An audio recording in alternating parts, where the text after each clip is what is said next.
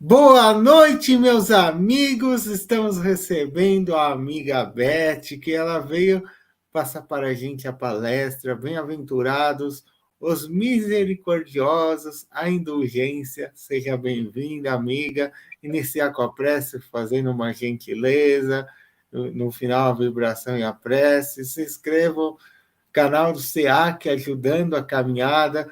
Todo sábado nós temos evangelização a partir das 16 horas, turma A, e a partir das 17 horas, a turma B. Se inscrevam no canal e divulguem. E é com você, amiga. Muitíssimo obrigado. Gratidão. Eu que agradeço imensamente essa oportunidade e elevando o pensamento ao mais alto, a Deus, ao nosso Mestre querido, Jesus, aos mentores dessa bendita casa maravilhosa, SEAC, ajudando a caminhada, aos nossos mentores em particular, estejam conosco, nos amparando, nos inspirando, para que possamos fazer o melhor proveito dos próximos instantes, aprendendo um pouquinho mais. Que assim seja. Bom, esse tema, Bem-aventurados os misericordiosos, está lá no Evangelho segundo o Espiritismo, no capítulo 10. Bem-aventurados, né? Vem do latim beatus. O que significa beatus, né? Beato significa feliz. E beatificar alguém, alguém que é beatificado, significa que é alguém que está na plenitude da felicidade. São as pessoas venturosas, né? E Jesus usava com frequência esse termo, bem-aventurados, porque conquistar a bem-aventurança é conquistar a verdadeira felicidade, a vida plena. E o bem-aventurado, além de tudo, é um agente da paz. São espíritos muito evoluídos, que conseguem enxergar as coisas com muita lucidez, como está escrito lá no Evangelho segundo o Espiritismo, porque já ampliaram muito a sua consciência, sua percepção, a sua inteligência. No Livro dos Espíritos, na questão 241, Allan Kardec pergunta: os espíritos têm do presente uma ideia mais precisa e mais justa que nós? Ou seja, os espíritos, eles conseguem enxergar as coisas de uma forma mais ampla, mais precisa? E aí a espiritualidade responde: do mesmo modo que aquele que vê claramente as coisas tem uma ideia mais justa do que o cego. Os espíritos veem o que vocês ainda não veem. E por isso que o julgamento deles é diferente do vosso, né? Porque eles já estão, né, numa elevação maior em termos evolutivos. E no capítulo, no item 16, né, desse capítulo, o título é Indulgência, o José, intitulado Espírito Protetor, ele explica o que é ser indulgente. É não ver os defeitos alheios. E se a gente vê, a gente evita de comentar, evita de divulgar. Voltando para o Evangelho segundo o Espiritismo, no capítulo 10, no item 20. Os Espíritos nos ensinam que ninguém está proibido de ver o mal quando ele existe, né? O mal em nós, o mal nos outros, o mal no mundo. Ora mesmo é inconveniente ver em toda parte só o bem, né? A gente, isso é ser ingênuo, todo mundo é bom. Não é assim, essa não é a realidade. E eles dizem, semelhante ilusão prejudicaria até o progresso. Mas precisamos ser compassivos. O que significa isso? Julgar de forma imparcial, sem severidade, mesmo porque todos nós, né, ainda temos muitos vícios, mas é muito importante quando a gente se dirige ao outro, que valorizemos o que ele tem de bom, valorizar o bem e não boa noite, Fátima, e não valorizar o que ele tem ainda de fraquezas, né? De imperfeições, porque com isso a gente vai ajudar na elevação da autoestima dele. E se a gente também vê o bem que já conquistamos, a nossa autoestima também se eleva. Isso é ser indulgente para com o outro, para conosco. E essa indulgência que eleva a autoestima nos fortalece na nossa caminhada evolutiva diante, né, dos problemas que vão surgindo no dia a dia. Quando a gente critica alguém, o que que a gente pode imaginar? Eu estou criticando isso, aquilo no outro, né? Que eu não tenho isso e aquilo, né? Que eu já sou perfeito. Então a gente fica apontando falhas nos outros e sendo que muitas vezes essas falhas ainda estão em nós. Isso é um enorme orgulho. Por isso que os Espíritos nos dizem para que a gente seja severo conosco e indulgente com os outros. Severo conosco, não é assim, né? Tá bom, eu errei, né? Então vou me castigar.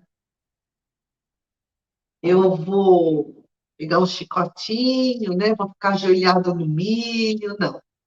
Ser severo conosco é fazer uma autovigilância. A gente olhar para dentro da gente, onde eu errei, onde eu preciso me transformar, né? Transformar os nossos vícios, os nossos defeitos em virtudes. Isso é ser severo para consigo. E o espírito Hermance do Fogo, no livro Reforma Íntima Sem Martírio, psicografia de Vanderlei Soares de Oliveira, nos ensina que a maneira mais fácil de vigiar, né, não é abater o inimigo, não, mas conquistá-lo. Isso até né, é uma tática, né? Uma tática, vamos dizer assim, né? De guerra. A maneira mais eficaz de vigiar o inimigo não é abatê-lo, mas conquistá-lo. E para a gente conquistar esse inimigo, seja o inimigo externo, seja o inimigo que mora dentro de nós, né? Nosso homem velho, nossa mulher velha, ainda cheia de imperfeições, isso requer muita disciplina, muita oração. Oração, né, é uma busca da alma. Quando a gente ora, a gente desperta em nós forças superiores, porque a gente está ligado ao mais alto, a gente está buscando Deus. Então, como diz a irmã, em vez de ficar brigando com o homem velho, com a mulher velha, é aquele que ainda somos, em vez de ficar brigando, não. Vamos cumprir as nossas obrigações, vamos vigiar, né, conquistar esse inimigo para transformá-lo, vamos orar para fazer essa ligação com Deus. E aí a gente vai fazer essa paz interior, né, com o homem velho e com a mulher velha. E aí a gente conquista tudo de bom, né? Serenidade, equilíbrio, lucidez, consegue enxergar as coisas de uma forma mais clara, mais inteligente, com esse estado de ânimo, né? Assim, conquistando a serenidade, o equilíbrio, a lucidez, a gente vai conseguir até olhar para dentro de si, fazer um autoexame mais eficaz, sabe? Mais imparcial, sem tantas máscaras, sem tantas ilusões, né? Ah, a culpa não é minha, é culpa do outro, né? Isso aí é uma fuga, ou quando a gente fica se justificando, ou fica negando o erro que cometeu, e isso é máscara. Então, a gente vai conseguir olhar para dentro da gente sem tantas máscaras. E com isso a gente consegue reconhecer mais facilmente os nossos próprios erros, né? Nossos vícios, nossas imperfeições morais, vamos aprender com eles. Então, é como não errar de novo. Isso além de tudo, vai facilitar que a gente assuma a nossa responsabilidade diante das nossas ações. Ah, né, realmente eu errei, né? Realmente eu não sabia. Então, a gente assume a responsabilidade em vez de ficar culpando os outros. O Espírito Irmã Dufour fala, o nosso adversário interior, né, essa pessoa que ainda temos vergonha de mostrar para o mundo, porque ainda tem muitos pontos fracos, né? Esse nosso adversário interior deve se tornar nosso grande aliado, nosso inimigo, nosso amigo, fazer as pazes, fazer amizade, sendo amavelmente doutrinado, né, para a gente se tornar mais lúcido e mais integral, mais dono da gente mesmo, saber o quem somos e o que queremos, e saber melhor o caminho que queremos trilhar. Porque somente amando quem nós somos, como estamos até esse estágio, é que nós vamos encontrar forças para prosseguir. Se a gente olhar para a gente e falar assim, eu não valho nada, eu não sei nada, eu tenho vergonha de mim, a gente nem toma atitudes para progredir, né? Nem sai a luta, né, pelo progresso em todos os sentidos, profissional, intelectual, material. Então, é importante que a gente se ame. Jesus falou para a gente amar a Deus e ao próximo como a nós mesmos. E há pessoas que amam o próximo como a si mesmos, a si mesmas, né? Amam o próximo porque se amam, mas há pessoas que odeiam o próximo como a si mesmas. Infelizmente, tem gente que, né, se anula tanto, que se desvaloriza tanto, se despreza tanto que, infelizmente, odeia a si mesma. E aí vai odiar o outro também, né? Porque nada tá bom na vida dela. Então, nós precisamos amar-nos para poder amar o próximo. Como é que a gente vai amar a nós mesmos sem a gente aceitar quem somos, né? Quem estamos, até onde chegamos. Como aceitar quem somos sem fazer as pazes com esse nosso homem velho, mulher velha, né? Essa pessoa dentro de nós que queremos transformar. Essa inaceitação de si, quando a gente não se aceita, a gente acaba gerando em nossa vida uma insatisfação crônica. E aí, quando a gente tem essa insatisfação crônica, nada tá bom, né? A gente passa a fazer uma exigência absurda. Tudo tem que sair perfeito, a gente não pode errar. E a gente transfere essa exigência para conosco, essa autoexigência, para o outro. A gente acaba sendo exigente em demasia para com o outro, a gente acaba até se transformando em críticos severos, às vezes até maldosos. Bom, nós ainda não somos anjos, né? Todos temos imperfeições, temos limites, temos fragilidades. Por isso, não adianta, né? A natureza não dá saltos. Então, precisamos nos aceitar. Agora, aceitar-se não é estagnar, não é acomodar-se às próprias imperfeições. Eu sou assim, nasci assim, vou morrer assim. Mudar eu não mudo, né? Então, não é acomodar-se às próprias imperfeições. Não é enterrar os talentos, ficar na zona de conforto. A gente tem muita potencialidade para ser trabalhada, né? Nós temos germes da perfeição dentro de nós.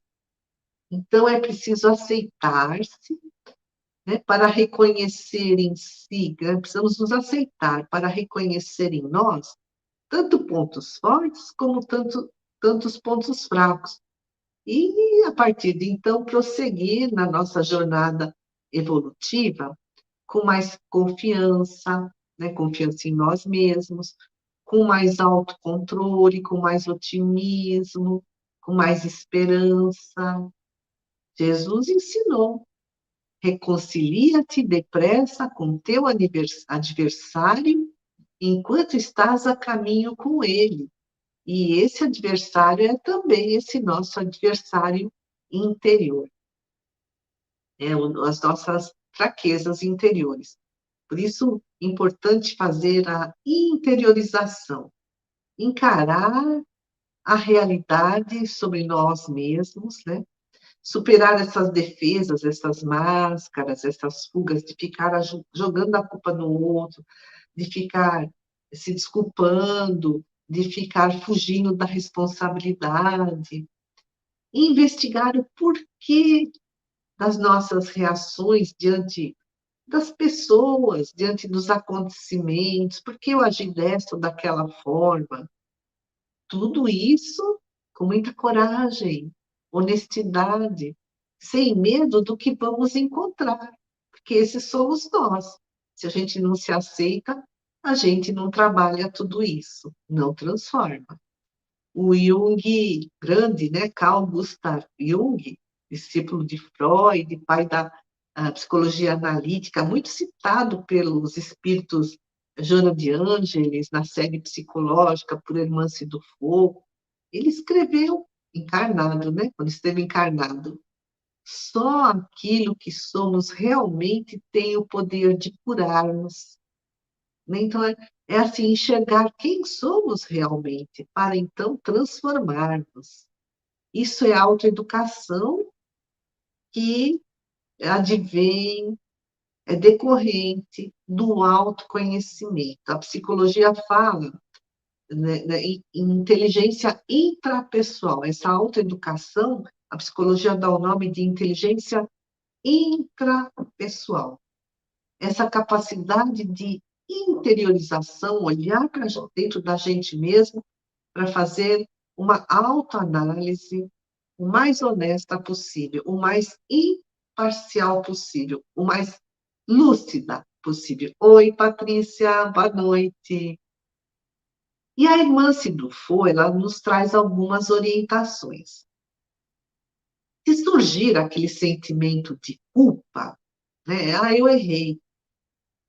Então, é importante entender que a culpa, ela tem a função de autoaferição da própria conduta, ou seja, a culpa vai me mostrar, né, o que eu fiz de errado, a aferição, né, fazer essa análise. E também a culpa vai funcionar como um freio para a gente não errar de novo, para não cair de novo. E se a gente ainda tem uma baixa autoestima, a gente não se gosta, né? Quem tem uma autoestima precária é a pessoa que se desvaloriza, se desrespeita, não respeita seus próprios limites, não vai em busca dos seus interesses, vive a vida do outro, né? Para agradar o outro. Então, se a pessoa tem uma baixa autoestima, ela precisa entender que ela tem capacidades interiores. Ela precisa descobrir os seus próprios valores. Todos temos, né, valores dentro de nós que vão se transformar, né, em inteligência, em criatividade, em virtudes. Então, valorizemos aquilo que gostaríamos de ser, né? Aquela pessoa que almejamos ser melhorada, mas também não vamos deixar de valorizar o que já conseguimos até aqui, de valorizar tudo aquilo que já deixamos de ser, né, em termos de pontos negativos, aquilo que a gente fazia de errado e não faz mais. Bom, continuando aqui nas orientações de Hermance Dufour, ela fala assim: se surgir o medo de errar, vamos entender que o medo de errar, na verdade, é um arquivo de experiências. Tudo aquilo, né, que já vivenciamos e acabou não dando certo, acabou nos humilhando, e aí gerou medo. Então, é um arquivo das nossas experiências passadas. Mas também o caminho é nós nos desapegarmos daqueles padrões que não servem mais, né?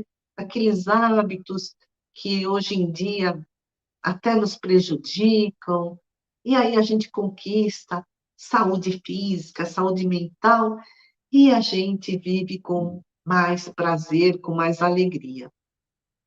A irmã se fala, se o foco único for a nossa preocupação com o que não devemos fazer, esqueceremos de investir em nossa renovação.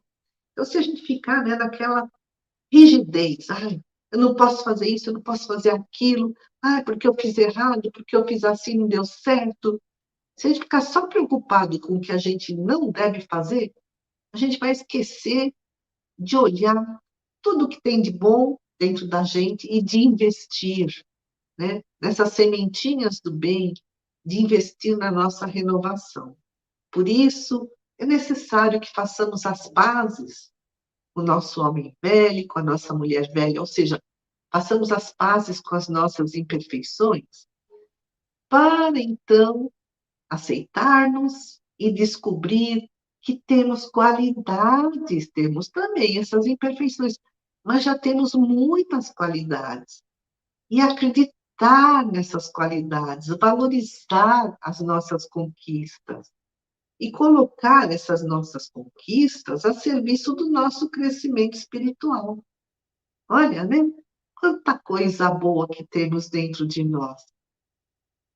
E o Espírito José, voltando lá para o Evangelho segundo o Espiritismo, ele fala: se queremos corrigir o outro com críticas, nós vamos afastar o outro, vamos irritá-lo, desanimá-lo.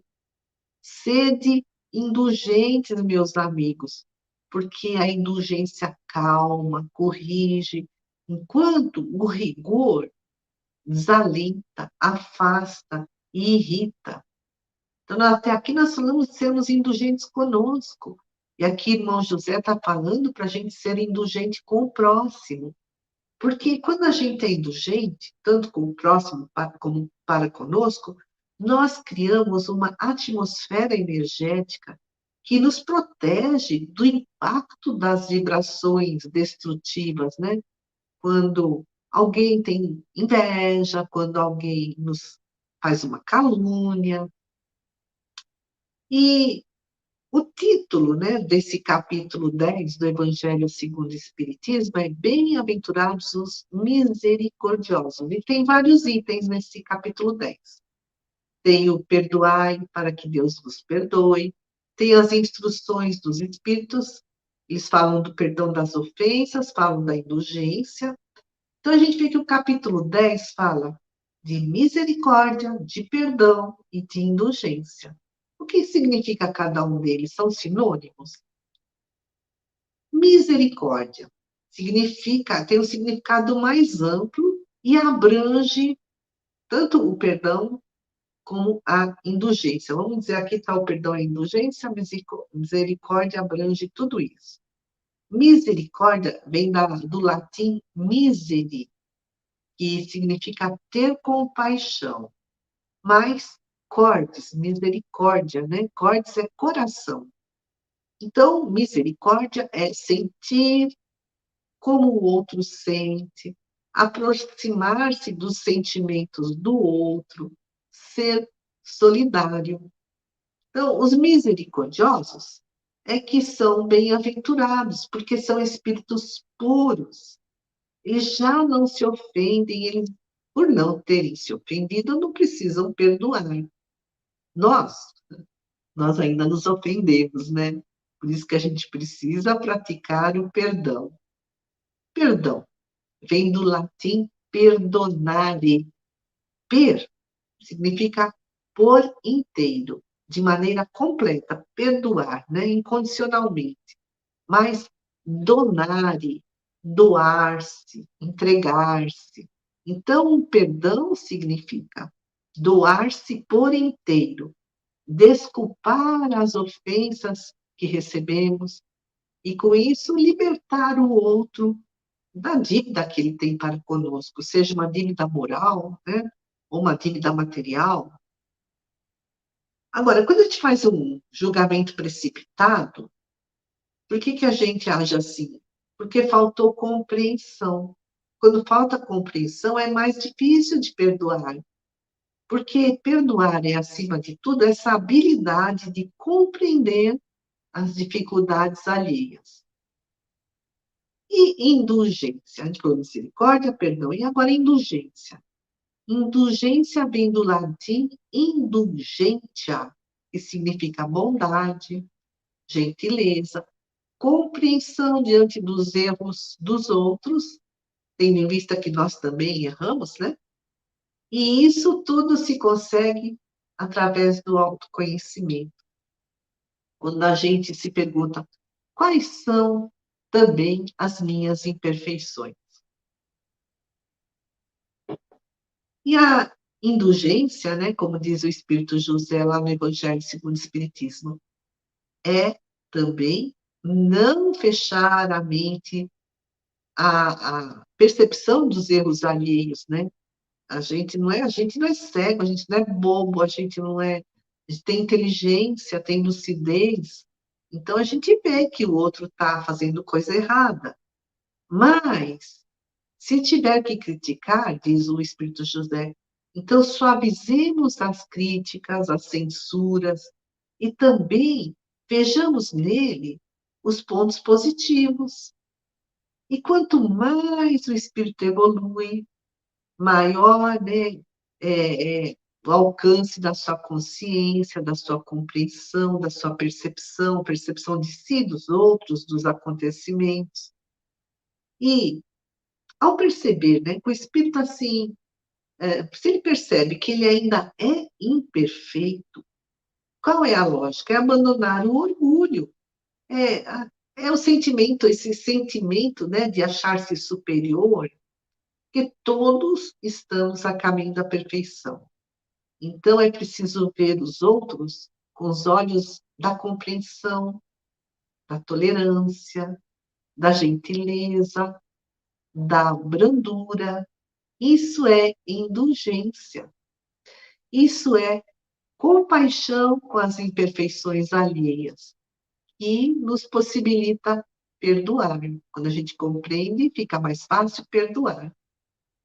Ter compaixão é esse entendimento maior das fragilidades humanas, da forma assim mais realista, menos exigente possível, da forma mais flexível, né, em relação às dificuldades alheias. E compaixão é diferente de dó. O dó, né, a gente aprende socialmente, principalmente, assim, vem dos outros, né, pelos exemplos dos outros. Quando a gente tem dó, quando a gente tem pena de alguém, no fundo a gente acha que ele, ai, coitadinho, né, ele é impotente, ele é inferior, sem ajuda ele não vai ser capaz de resolver os próprios problemas. E com isso subentende-se assim, ele é um coitadinho, ele é inferior, então eu sou mais poderoso, eu sou mais importante, mais eficiente, eu sou superior. Isso é ter dó. Agora, ter compaixão, a compaixão vem lá das profundezas da alma, né? A compaixão envolve o sofredor num clima de generosidade, de solidariedade, vê esse necessitado de igual para igual, sem nenhuma distinção, ninguém é maior do que ninguém. A pessoa compassiva percebe que o outro está precisando de uma mão amiga naquele momento. E sabe que a dor do outro poderia ser sua. E reconhece o sofrimento do próximo e vai e ajuda para que ele possa superar esse momento difícil. E a compaixão está intimamente ligada à ação. Ter dó, ter pena, é um sentimento, né? Mas muitas vezes sem ação, sem socorro, a pessoa fica só no sentimento. E esse é o grande mal, né, dos dias de hoje. falta compaixão, as pessoas são indiferentes, insensíveis à dor do próximo. Mas à medida que o espírito evolui, ele expande a sua compreensão, a sua sensibilidade, ele fica mais indulgente, diante das ofensas ele menos se ofende, porque compreende que todos somos necessitados de misericórdia, de compaixão, de indulgência, de perdão. Todos, né? Todos ainda erramos. Lá no Livro dos Espíritos, na questão 886, Allan Kardec pergunta: qual o verdadeiro sentido da palavra caridade como a entendia Jesus? Eles respondem: benevolência para com todos, indulgência para as imperfeições alheias, perdão das ofensas. E o Espiritismo nos ensina: fora da caridade não há salvação. Isso é a verdadeira caridade, né? Benevolência, indulgência, perdão. Fora da caridade não há salvação, mas salvar-se, a gente vai se salvar de quem ou do quê? O que é salvar-se? Da nossa própria ignorância. Vai assim, salvar-nos do desvio do caminho do bem, do afastamento das leis de Deus, porque quando a gente se desvia do caminho do bem, quando a gente se afasta das leis de Deus, a gente sofre. E Emmanuel, no livro O Consolador, psicografado pelo Chico Xavier, na questão 225, ele fala: salvação é a iluminação de si mesmo. É uma tarefa individual, intransferível, né? Ninguém salva ninguém. E é a condição dos espíritos puros. Um dia chegaremos lá também. Mas é um trabalho árduo para muitos milênios. E a chave da salvação é a prática da caridade. E então a gente vê que no Livro dos Espíritos, na questão 886, o resumo do que é caridade, né? Segundo a espiritualidade: benevolência, indulgência, perdão para com todos, inclusive para conosco, para com todos.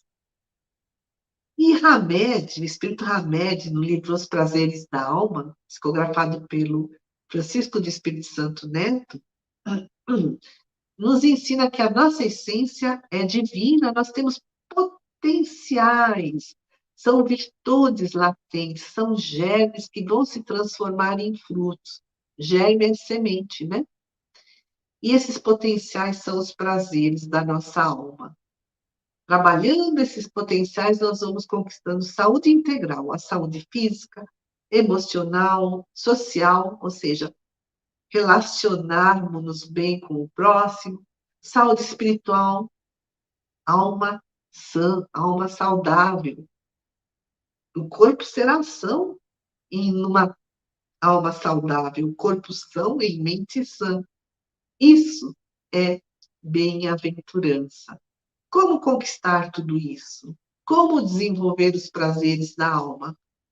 O Hamed explica: analisar cada sensação, fato ou acontecimento no instante em que surgirem. Jamais definir ou atribuir significados rígidos e taxativos a tudo que existe. Isso é assim, né? E não pode ser de outro jeito. Não, nós precisamos ser flexíveis nas nossas ideias, nas nossas concepções, estar com a mente aberta para aprender sempre. O Hamed fala fala sobre o caminho da multiplicidade. Cada um é diferente um do outro. E esse caminho da multiplicidade nos mostra bem, né, como, né, é importante compreender, perdoar, ser indulgente com as falhas, porque cada um de nós é único e diferente de todos os outros. O Hamed escreve: nossa maior fonte de desprazer ou insatisfação é acreditar que os recursos de que necessitamos para viver bem estão fora de nós. As coisas materiais, né? O cargo alto, o poder, Os bens de que precisamos estão dentro de nós, são os prazeres da alma, são as virtudes, a sabedoria, porque cada ser humano é um livro sagrado, uma biblioteca viva de conhecimentos imortais. Aí o Hamed, então, nos orienta a sermos criativos. Criativo é a capacidade de concretizar essas coisas que existem dentro de nós em estado latente, trabalhar o nosso interior, desenvolver os nossos talentos, buscar conhecimentos, praticar o bem para que a gente se ilumine. Jesus disse: Vós sois deuses, né? E voltar a lupa para o nosso interior, perguntando-nos, né, como eu reajo diante de uma ideia que é diferente da minha, diante de um costume diferente, de um gosto diferente. Eu fico com raiva? Eu faço julgamento severo? Se queremos compreensão, respeito, também precisamos compreender e respeitar. Precisamos entender as razões da atitude do outro. Isso nos leva a sermos compreensivos, pacientes e tolerantes. Amigos queridos, façamos uma vibração ao planeta todo, a todos os habitantes, desde o mais humilde até ao mais graduado aqui na sua posição terrena. Vibremos por todos os governantes de todas as nações, que eles possam ser inspirados pelos bons mentores, para promover o diálogo, a fraternidade, a solidariedade, a paz mundial. Vibremos por todos aqueles que passam por momentos difíceis, de provas, de expiações, de resgates, que possam ser amplamente amparados pela espiritualidade amiga. Vibremos pelos mentores amigos que tanto nos ajudam lá da espiritualidade, nos inspirando bem, nos dando coragem, nos inspirando a perseverança, a paciência, a tolerância, e que possamos também desenvolver dentro de nós todas essas maravilhosas virtudes, esses prazeres da alma, o perdão, a indulgência, a misericórdia, para que também nós conquistemos as bem-aventuranças. Vibremos por nós, pelos nossos familiares, por todos os trabalhadores do SEAP. E agradecemos, Senhor Jesus, por todos esses ensinamentos maravilhosos. Glorificamos a Deus, dizendo: glória a Deus nas alturas e paz na terra aos homens de boa vontade. Amigos queridos, agradeço a atenção. Uma boa noite.